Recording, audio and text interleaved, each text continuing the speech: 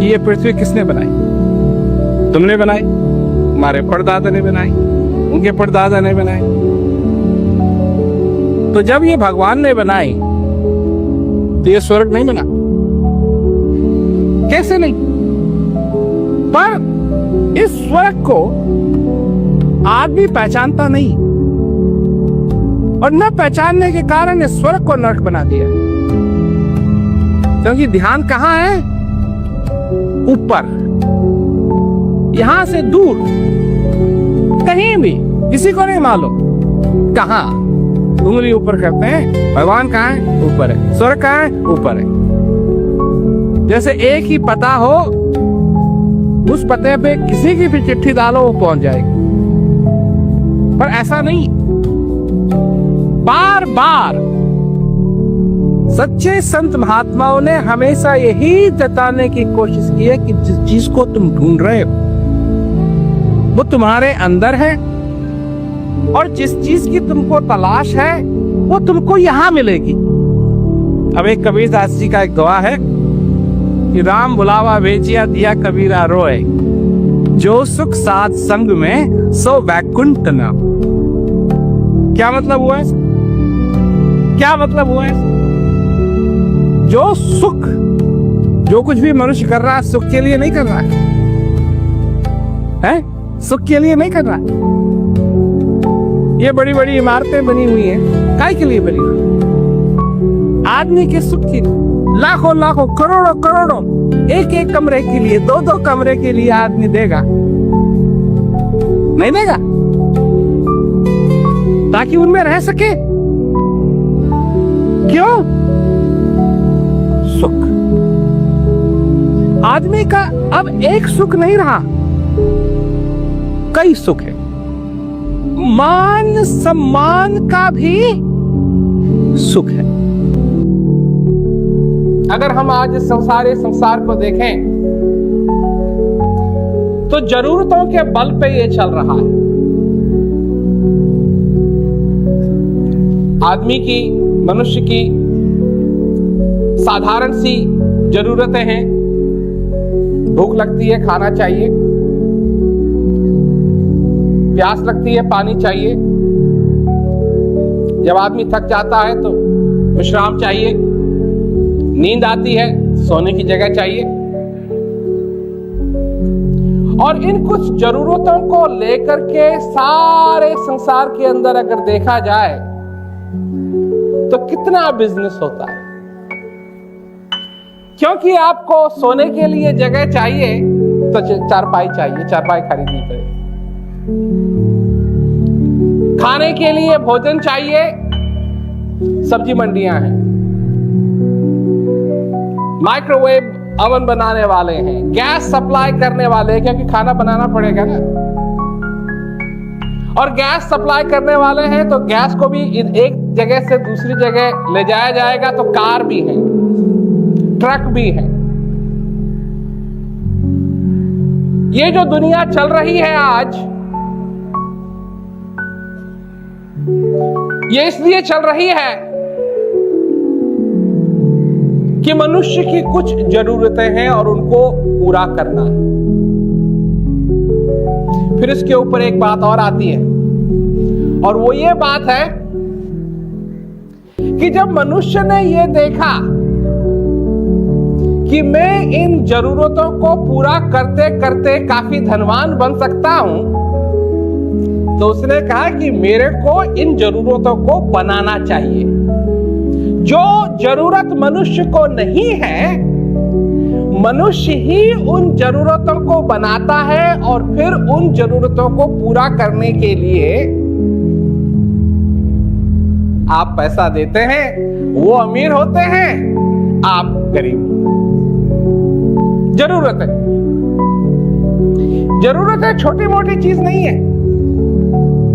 इस संसार के अंदर सोसाइटी हम पे ये बोझ डालती है कि तुम्हारी भी कुछ जरूरतें हैं, और जो संसार के अंदर लोग हैं जरूरतों को पूरा करने के लिए हर दिन कुछ ना कुछ करते रहते हैं। मतलब अगली बार आप जब रोड पे हो और ट्रैफिक के बीच में फंसे हुए हो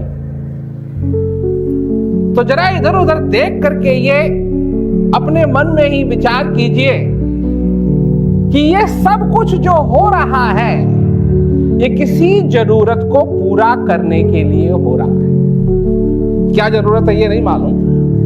किसी को कहीं जाना है, किसी को कहीं जाना है, किसी को कहीं जाना है, किसी को कहीं जाना है, परंतु हर एक जो वहां बैठा हुआ है उस कार में, उसको ये है कि मेरी जरूरत है, मेरे को वहां होना चाहिए या वहां होना चाहिए, और जरूरत को पूरा करने के लिए ये सब कुछ हो रहा है। जरा विचारिए, क्या क्या नहीं उस जरूरत को पूरा करने के लिए मनुष्य करता है। और अगर आप मेरी बात से सहमत हैं कि जरूरत ही एक ऐसा इंजन है जो सारे संसार के पीछे लगा हुआ है और मनुष्य को परेशान करता है, वो जरूरतें जो मनुष्य की निजी जरूरतें हैं उनको पूरा करने के लिए मनुष्य कभी परेशान नहीं होता है, परंतु वो जरूरतें जो सोसाइटी ने, जो इस दुनिया ने हमारे ऊपर डाल रखी हैं, थोप रखी हैं, उनको पूरा करने के लिए मनुष्य परेशान जरूर होता है। भागता है, ये करता है, वो करता है, भगवान के पास जाता है, भगवान से प्रार्थना करता है, ऐसा कर दो, ऐसा कर दो, ये कर दो, वो कर। मतलब भगवान को भी एक दुकानदार बना दिया है। जैसे ग्रोसरीज लेने के लिए हम लोग जाते हैं, सब्जी लेने के लिए सब्जी मंडी जाते हैं, तो प्रचार साथ में रहता है ना, क्या क्या खरीदना है, बैंगन खरीदने हैं, आलू खरीदने हैं, मिर्च खरीदनी है।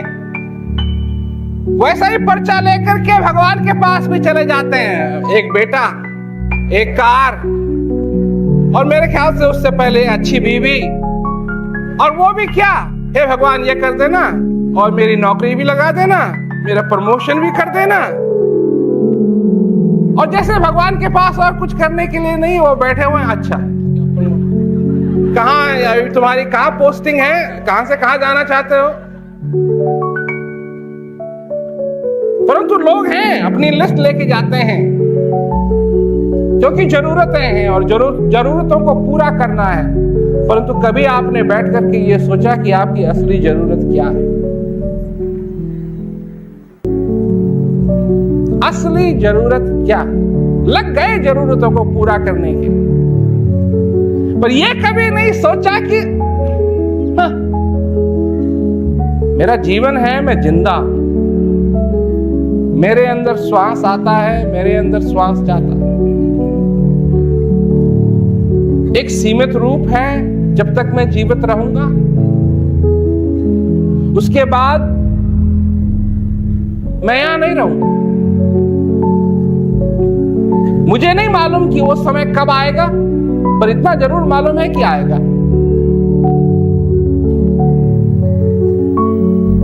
और जब तक मैं जीवित हूं, मेरी असली जरूरत क्या है? नकली नहीं,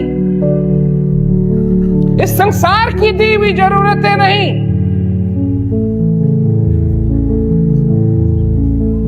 मेरी असली जरूरत क्या है? मेरा हृदय क्या मान रहा है, किस बात को जरूरत मानता है? मैं अपने जीवन में कम से कम जो यहां आया हूं, अपनी असली जरूरत को तो पूरा करते जाऊंगी। अरे सारी जरूरतें मेरी कभी पूरी नहीं होंगी, चाहे कितना भी मनुष्य परिश्रम कर ले, वो अपनी सारी जरूरतों को पूरा नहीं कर पाएगा। तो जब सारी जरूरतों को पूरा नहीं कर पाएगा, तो कम से कम एक मेन जरूरी तो जरूर होगी जिसको पूरा कर सकता है। एक 10 नहीं, 20 नहीं, 30 नहीं। और ये नहीं कि मैं रिटायर हो जाऊंगा तब करूंगा। यही तो प्रकृति का कानून है। प्रकृति ये तो बता देती है कि तुमको जाना है, पर कब जाना है ये नहीं बताती। ये तो वो वाली बात हो गई कि तुम एक जगह से दूसरे जगह तुमको जाना है और तुमको ये भी पता है कि ट्रेन स्टेशन है, और तुमको ये भी पता है कि रेलगाड़ी आती है, और तुमको ये भी पता है कि रेलगाड़ी तुमको वहां ले जाएगी जहां तुमको जाना है, परंतु ये नहीं मालूम है कि वो रेलगाड़ी आएगी कब। ये नहीं मालूम।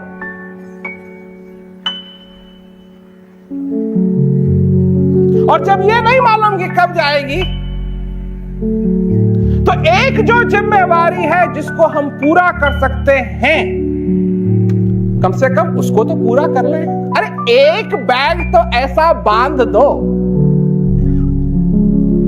सारा तो पैक नहीं कर पाओगे, पर एक बैग तो ऐसा बांध दो जिसमें सारी जरूरत की चीजें हो, ताकि जब भी रेलगाड़ी आए फटाक देनी चढ़ तो जाओ। सब नहीं बांध सको तो जिंदगी के अंदर वो बैग पैक किया है या नहीं, क्योंकि उस बैग में, उस सूटकेस में फालतू सामान नहीं रखना है, उसमें सिर्फ उन्हीं चीजों को रखना है जिनकी तुमको जरूरत पड़ेगी। मनुष्य के साथ तो ये आदत है ना कि हो सकता है इसकी भी जरूरत पड़े, हो सकता है उसकी भी जरूरत पड़े, हो सकता है वहां ठंडी हो सकता है वहां गर्मी हो सकता है वहां ये हो सकता है वहां वो हो। उठा करके इतना बड़ा बिस्तर बांधता है मनुष्य कि जब रेलगाड़ी आती है तो सारा समय बिस्तर को खींचने में लग जाता है और रेलगाड़ी चली जाती है। तो रह गए। यही तो होता है ना मनुष्य के साथ। एक दिन सोने की वर्षा हुई तो लोग लग गए सोना इकट्ठा करने में। धोबी ने देखा, वाह वाह सोने की वर्षा हो रही, सोचा कि यहां मेरा घर है, यहां आके कौन ले जाएगा, और वो घाट है, वो पब्लिक जगह है, वहां जाना चाहिए, वहां पहले समेटना चाहिए सोना। भागा भागा गया घाट पे। जब तक वो घाट पहुंचा सारा सोना गायब, लोगों ने उठा लिया।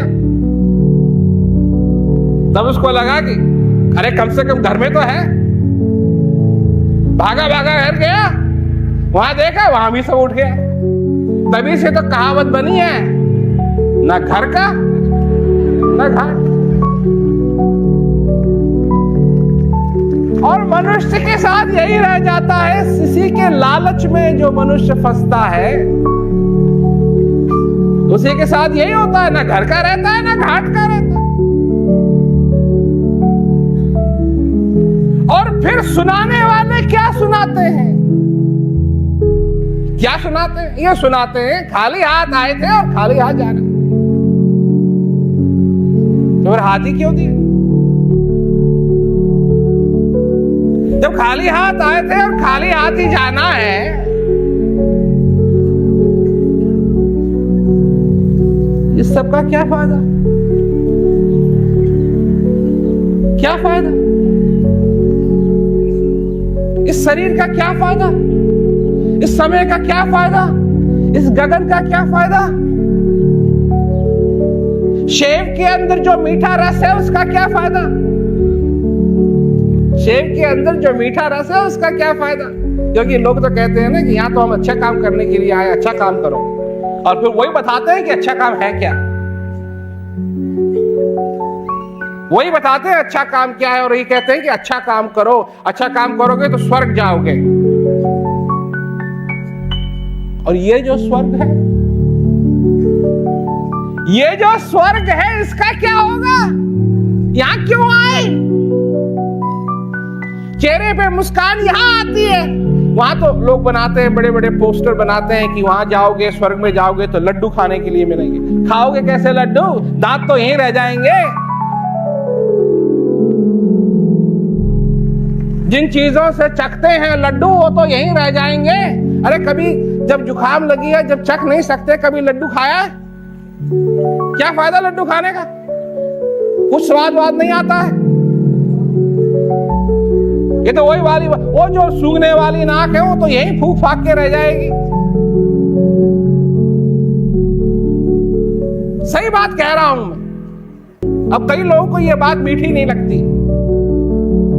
अरे चाहे बात मीठी हो या खट्टी हो, कड़वी हो या फीकी हो, है तो सच्चाई। वो जो क्या कहते हैं चिता पे फूका जाता है, वो है क्या? वो शरीर है। और शरीर के अंदर जब तक चेतना है तो सब कुछ है, और जिस दिन वो चीज चली गई उस दिन कुछ नहीं है। तो एक समय था कि कुछ नहीं था, और एक समय आया कि कुछ था जो तुम अब हो, और एक समय आएगा कि कुछ नहीं रहेगा। अपनी जरूरत को पूरा करो, और जरूरत असली तुम अपने हृदय के अंदर, अपने हृदय से पूछो। मैं नहीं बता रहा हूं कि क्या जरूरत है, मैं नहीं बताऊंगा कि क्या जरूरत है, नहीं, तुमको अपने आप उस चीज का अनुभव करना चाहिए। माता बहनें खाना बनाती हैं, खाना बनाती हैं, बाजार भी जाती हैं, बाजार से सब्जियां भी लाती हैं, काटती भी हैं, पकाती भी हैं, बनाती भी हैं, परोसती भी हैं, और फिर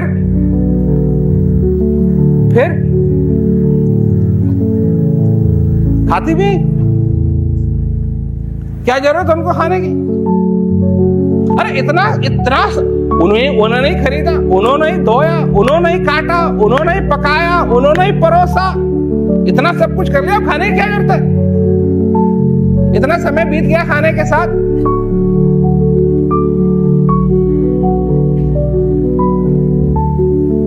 तोल लो, खरीद लो, धो लो, काट लो, पका लो,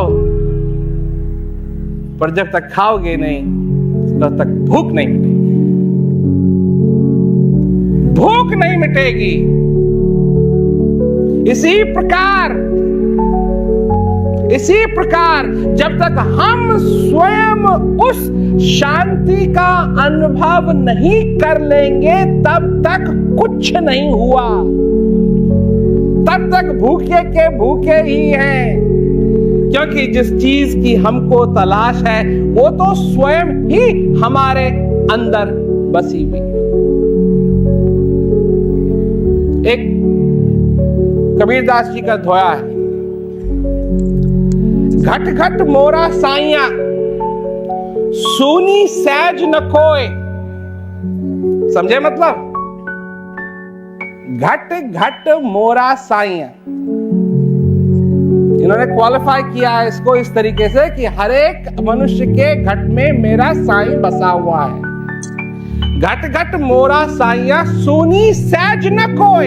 ऐसी कोई घट ही नहीं है, ऐसी कोई जो हमारे अंदर का मंदिर है, ऐसा कोई मंदिर ही नहीं है जिसके अंदर वो ना हो। सबके अंदर है, सूनी सहज न कोय। बलिहारी उस घट की जिस घट प्रगट हो। बस इतना सा अंतर है, इतना सा अंतर है। प्रकट हुआ या ना हुआ, अगर हो गया तो बलिहारी उस घट की जिस घट प्रकट। यहां हम ये जानने के लिए नहीं आए हैं कि वो शक्ति हमारे अंदर है, वो तो है, वो तो थी, वो तो अगर तुम यहां भी न भी आते तब भी तुम्हारे अंदर रहती। बात उसकी नहीं है, बात है कि वो प्रकट हो तुम्हारी जिंदगी के अंदर, वो प्रकट हो, जीते जागते वो प्रकट हो। बलिहारी उस घट की है। वो मनुष्य असल में सबसे बड़ा आशीर्वाद उस मनुष्य के ऊपर हो जाता है जिसके घट में वो साइया जो है वो प्रकट होता है, और उसके लिए सब कुछ हो जाता है। उसके लिए शांति है, उसके लिए आनंद है, उसको बिना मरे मुक्ति मिल गई, मुक्ति मिल गई। तेरे नाम का दीप जला है मेरे मन के मंदिर में, तेरी कृपा का फूल खिला है मेरे सूने जीवन में। नरक भी यही है और स्वर्ग भी यही है, और जो नहीं जानता है उसके लिए नरक है, और जो जानता है, जिसने अपनी आंखें खोल ली, अपनी आंखें खोल ली, उसको दिखाई देने लगा कि मैं सचमुच में कहां, सचमुच में मैं कहां हूं। और जब पता लगने लगता है, जब ये हृदय संतुष्ट होने लगता है, तब वो जो लिस्ट है ना, बड़ी वाली लिस्ट, ये भी चाहिए, ये भी चाहिए, ये भी चाहिए, ये भी चाहिए, मनुष्य उस लिस्ट को फाड़ता। तब वो लिस्ट नहीं बनाता है, तब वो क्या कहता है कि हे बनाने वाले, तेरा लाख लाख शुक्रिया कि तैने मेरे को जीवन दिया। लोग हमसे पूछते हैं कि जी आप जगह जगह जाके क्या करते हैं। कई लोग ये भी कहते हैं कि नहीं करना चाहिए। मैं लोगों को एक छोटा सा उदाहरण देता हूं। आप दरिद्र हैं, ज्यादा पैसा नहीं है, पर आपकी एक झोंपड़ी है, छोटी सी झोंपड़ी। मुझे मालूम है कि आपकी झोंपड़ी के नीचे सोने की खान है। क्या मैं आपको बताऊं या नहीं?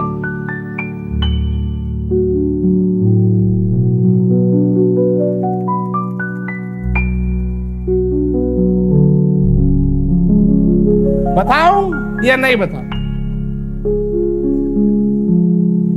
बस मैं यही करता हूं।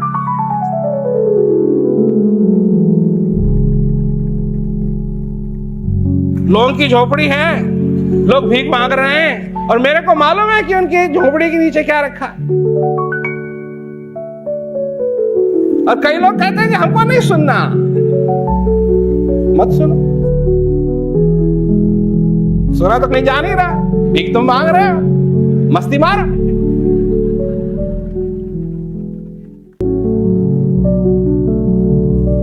परंतु अगर सचमुच में तुम अंदर से अमीर बनना चाहते हो, अमीर अमीर, तो जैसा खजाना तुम्हारे अंदर है ऐसा तुमको कहीं मिलेगा नहीं। असली खजाना तुम्हारे अंदर। और खोदो, कैसे खोदो, इसका एक बड़ा सुंदर दृष्टांत है, कहानी है। तो क्या है कहानी? एक बहुत गरीब आदमी था, तो वो एक खेत था, उसमें कोई हल नहीं चलाता था, बंजर पड़ा हुआ था। तो एक दिन वो गया मालिक के पास, कहा कि मेरे पास ये थोड़े बहुत बचाए हुए पैसे हैं और मैं इन पैसों से आपका खेत खरीदना चाहता हूं। तो जो मालिक था उसने सोचा कि मैं तो कुछ भी नहीं करता हूं, वहां वो बंजर पड़ा हुआ है, कम से कम 2 पैसे मिलेंगे उसके लिए, यही बढ़िया है। तो उसने उसको बेच दिया। अब उस किसान ने, उस गरीब आदमी ने खूब हल लगाया, खूब हल लगाया, खूब हल लगाया, और उस फार्म को बड़ा सुंदर बना दिया। खूब फसल पैदा होने लगी, और ये किसान जाता, अपनी फसल को बेचता और सारे पैसे जो बचते उससे सोना खरीदता और एक बड़े से बक्से में सोना रखता। ऐसे करते करते करते सालों बीत गए और वो बक्सा भर गया, सोने से भर गया। तो उसने शादी की, उसके बच्चे हुए। ऐसा ही होते गया। उसके बाद एक दिन उसका समय आने लगा, उसको लगा कि समय आ रहा है, तो उसने अपने बच्चों को बुलाया और कहा कि भाई ऐसा है, तुम मेरे जाने के बाद इस खेत में हल लगाना। क्योंकि उसने क्या किया कि उस सोने के बक्से को उसने अपने बच्चों को नहीं दिया, बल्कि उस खेत के अंदर गाड़ दिया और अपने बच्चों से कहा कि हल लगाना भूलना मत, इस पे हल लगाना, खेती करना, और अगर तुम खेती करोगे, दिल लगा के खेती करोगे, तो तुम एक ना एक दिन बहुत ही रईस बन जाओगे। खैर, उसका शरीर पूरा हो गया। बच्चों ने सोचा यहाँ क्या खेती वेती करेंगे, हम तो पढ़े लिखे हैं, हम तो जाएंगे शहर में जाएंगे। तो खेत को छोड़ दिया, शहर में चले गए और गरीबी की बहुत हालत हो गई। धीरे धीरे करके ये जो खेत था ये भी बंजर हो गया। एक दिन एक और गरीब आदमी आया, थोड़े बहुत उसने भी पैसे इकट्ठा किए हुए थे, तो वो गया, शहर में गया और उन बच्चों ने कहा कि जी वो आपका जो खेत है जो पड़ा हुआ है उसको बेच दो, ये थोड़े से पैसे। तो बच्चों ने सोचा कम से कम 2 पैसे मिल रहे हैं तो यही अच्छा है, और उसको खेत बेच दिया। जब बेच दिया तो उस गरीब आदमी ने फिर हल लगाया और हल लगाया, खूब लगाया और एक बार जब हल लगा रहा था तो उसका हल किस चीज से टकराया? उस बक्से से टकराया। उसने बक्से को खोदा, उसको निकाला बाहर, उसको खोला, उसकी तो किस्मत पलट गई। क्योंकि कहा तो वो कितना गरीब था और अब उसको सोना ही सोना मिला। तुम्हारे अंदर, हर एक व्यक्ति के अंदर इसी प्रकार से एक आनंद, शांति, ये सब उसी चीज के नाम है भाई, एक ही चीज के नाम है। उसका बक्सा भरा हुआ है, पर तुमको हल लगाने की जरूरत है, और जो हल लगाएगा, यही तो मैं कह रहा था ना, उसकी सारी जरूरत पूरी हो जाएंगी। जो हल लगाएगा तो उसकी जरूरत जरूर पूरी होगी, उसको वो मिल जाए। अब बात आती है, ये तो ठीक बात है जी, हल लगाने के लिए हम तैयार हैं, अब हमको करना क्या पड़ेगा? सोचो और विचारो, ये करना पड़ेगा। अरे 2 मिनट बैठ के सोचो अपनी जिंदगी में कि तुमको किस चीज की जरूरत है। विचारो। ये चीज अंधविश्वास से नहीं हो सकती, इसमें अंधविश्वास नहीं चलेगा। इसमें हर एक कदम आंख खोल के चलना पड़ेगा और अपने जीवन के अंदर उन चीजों का अनुभव स्वयं करना पड़ेगा। अपने पैरों पे खड़ा होना सीखो।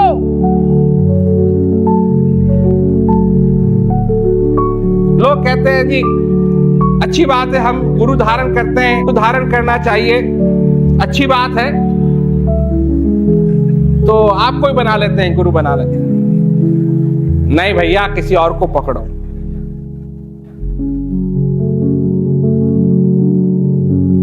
किसी और को पकड़ो। हम उनमें से नहीं है। क्योंकि एक आदमी था ना, उसकी एक आदत थी। उसकी आदत यह थी कि हर रोज सोने से पहले वो एक दूध ग्लास का चाहता था। तो उसने एक नौकर रख लिया। नौकर रख लिया इसलिए कि वो हर रात उसको सोने से पहले एक ग्लास दूध का दे। कुछ महीने बीत गए, इस आदमी को शक हुआ कि ये पूरा दूध दे रहा है या नहीं दे रहा है। उसको शक हुआ तो उसने दूसरा नौकर रख लिया। दूसरा नौकर आया तो उसने पहले नौकर को देखा कि वो सचमुच में पूरा ग्लास का दूध दे रहा था उसको। तो उसने कहा यार ये शक भी कर रहा है, कम से कम इसका शक तो असली निकले, इसमें से थोड़ा सा दूध हम दोनों मार लेते हैं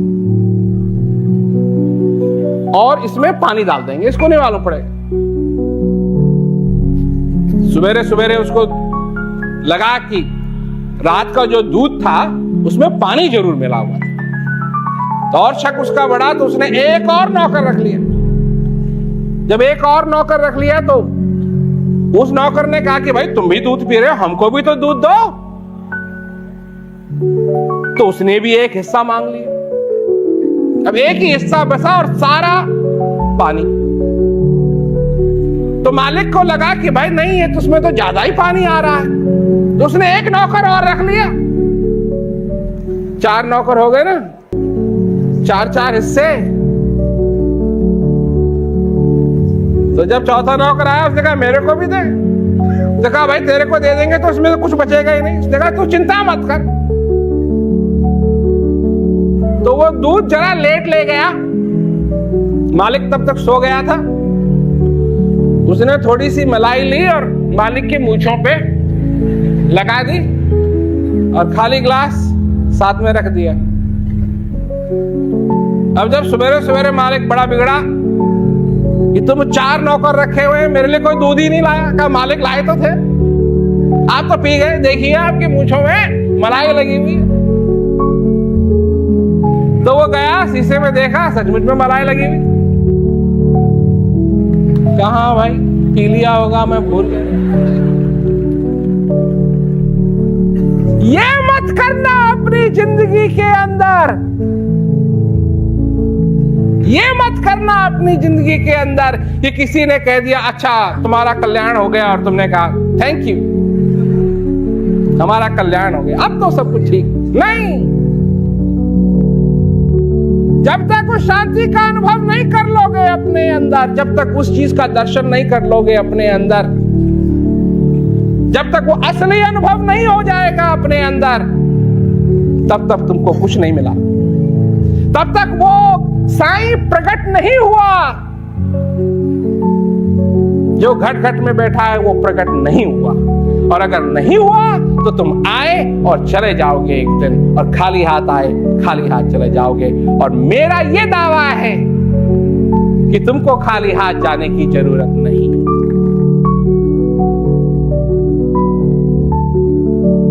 लोग हैं, लोग तरह तरह की बातें सोचते रहते हैं, कहेंगे ये भी कुछ बेचने के लिए आया, मैं बेचने के लिए नहीं आया। मैं नहीं कुछ बेच रहा, तुम खरीद नहीं सकते।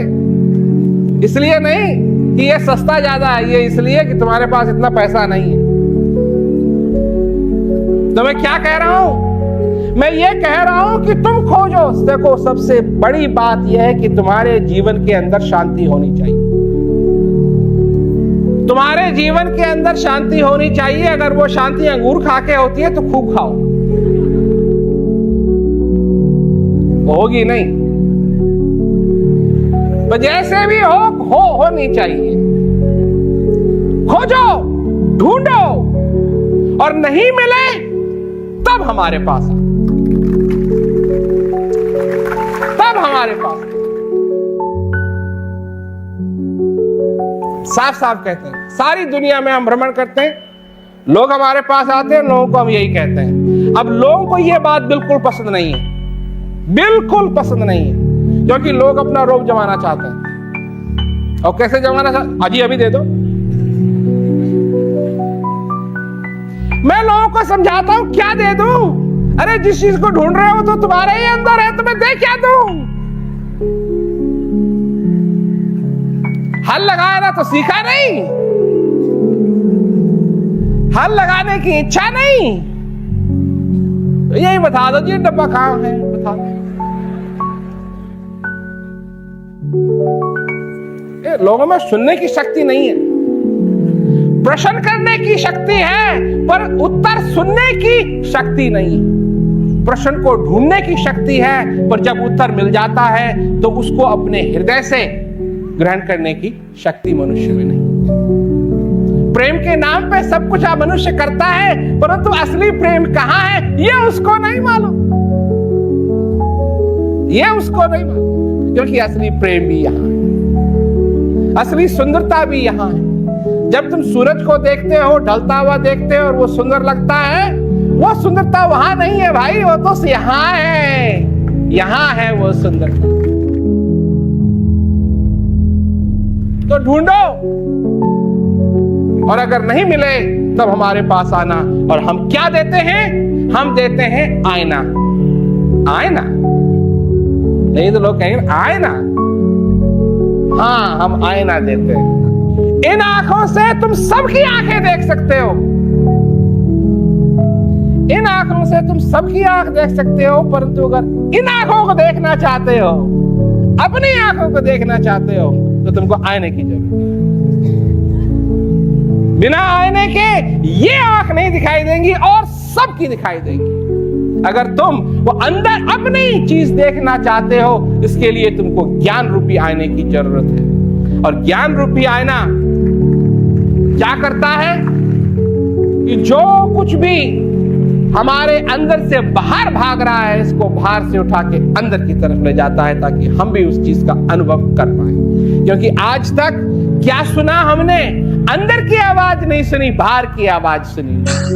अरे अंदर की आवाज भी है, अंदर की आवाज भी है। क्या है कि अचरज देखा भारी साधो, अचरज देखा भारी रे। कैसा अचरज देखा? बिन भूमि के महल खड़ा है, तामे जोत उजारी रे। और सबसे बड़ा अचरज क्या है? अंधा देख देख सुख पावे, बात बतावे सारी। अंधा देख देख सुख पावे, बात बतावे सारी। गगन मंडल में अमृत का कुआं, झरे सदा सुखकारी रे। पंगु पुरुष चढ़े बिन सीढ़ी, पीवे भर भर झारी रे। अचरज देखा भारी साधो, अचरज देखा भारी। बिना बजाए निस्तिर बाजे, घंटा शंख नगारी रे। भैरा सुन सुन मस्त होता है, तन की खबर विसारी। ऐसा अचरज जीता मर के फिर जीवे, बिन भोजन बलधारी रे। ब्रह्मानंद संत जन बिरला, समझे बात हमारी। कोई कोई समझ पाएगा, सब नहीं समझ पाएंगे। उनके लिए तो ये हो जाएगा है, बिन भूमि के महल बना, बिना भूमि के कैसे महल बनेगा? पर यही तो बात है ना, जो चीज कल समझ में नहीं आती थी, जब ज्ञान मिल जाता है, उस चीज का अनुभव होने लगता है, तो जो चीज कल समझ में नहीं आती थी वो आज समझ में आने लगी और समझ में आनी चाहिए, और हमारा जीवन सफल होना चाहिए। चाहे कुछ भी हो जाए, एक बात याद रखना, चाहे कितनी भी अंधेरी रात हो, उजाला अंदर है। चाहे बाहर कितने भी कष्ट क्यों ना हो, आनंद अंदर है। और कहीं भी चले जाओ, कहीं भी चले जाओ, जो कुछ भी तुम्हारा सामने आए और जिस चीज का भी सामना तुमको करना पड़े अपनी जिंदगी के अंदर, इतना याद रखना कि सबसे बलवान अंदर है। चाहे कितना भी बड़ा अंधेरा आए, चाहे कितना भी घना अंधेरा आए, एक दीपक तुम्हारे अंदर जल रहा है। और सिर्फ इतनी देर है कि उस दीपक को निकाला, और अगर उस दीपक को निकाल दिया तो उजाला ही उजाला हो जाएगा इस जीवन के अंदर। चाहे कुछ भी हो, चाहे किसी भी चीज का सामना करना पड़े, सबसे बली, सबसे स्वतंत्र तुम्हारे अंदर बैठा हुआ है, तुम्हारे अंदर है, और इसका पूरा पूरा फायदा उठाओ। समझो, विचारो, और यह संभव है। आज तक तुमने प्रश्नों की खोज की है, क्योंकि यही सोचा कि प्रश्नों से फिर उत्तर मिल जाएंगे। आज से उत्तरों की खोज चालू।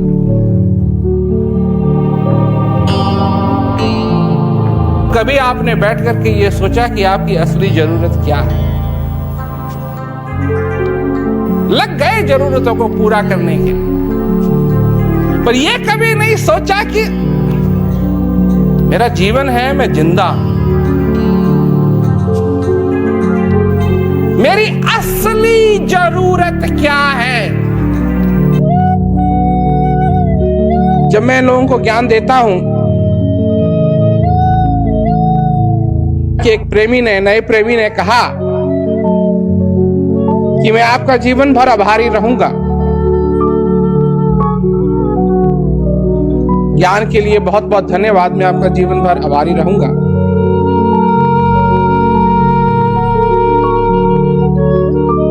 तो मैं सोच रहा था कि मेरे को इस आदमी का नाम भी नहीं मालूम।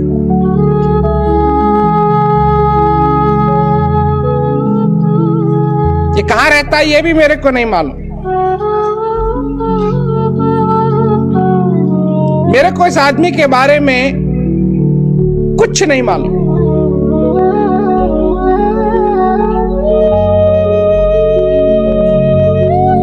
परंतु फिर भी प्रेम है।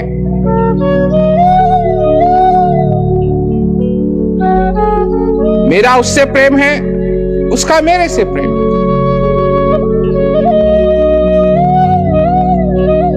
उसको मैंने कुछ दिया, उसने उसको ग्रहण किया,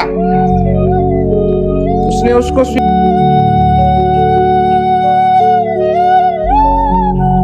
और अब स्वीकार करके जो उसके हृदय में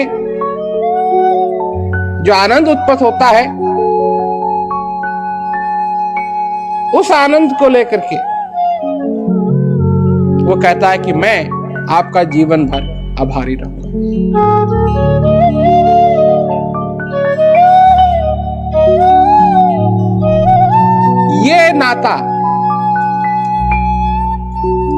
ये नाता, ये रिश्ता असली रिश्ता है। ये नाता असली नाता है।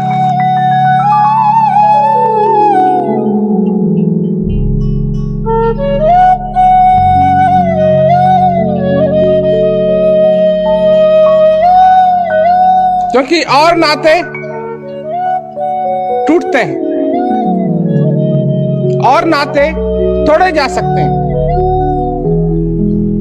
पर यह नाता कभी नहीं टूटता।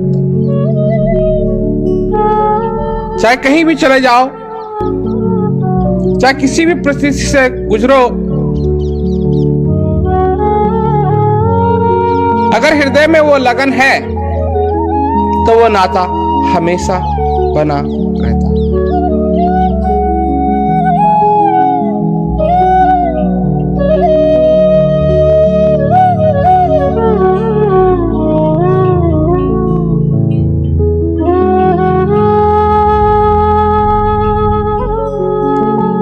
कितनी सौभाग्य की बात है कि इस जीवन में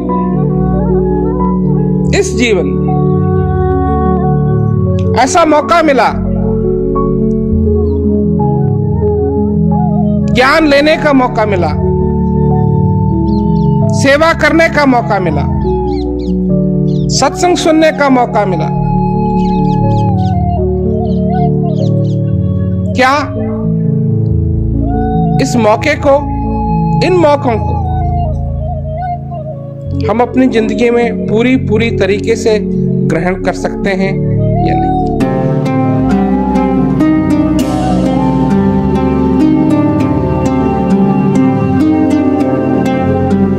मोहे लागी लगन सतगुरु नाम की, मनवा डोले प्रेम धाम की। सांझ सवेरे जपूं मैं नाम, यही है डोरी मेरे प्राण की। कबीरा बोले सुनो रे भाई, नाम बिना नहीं मुक्ति पाई।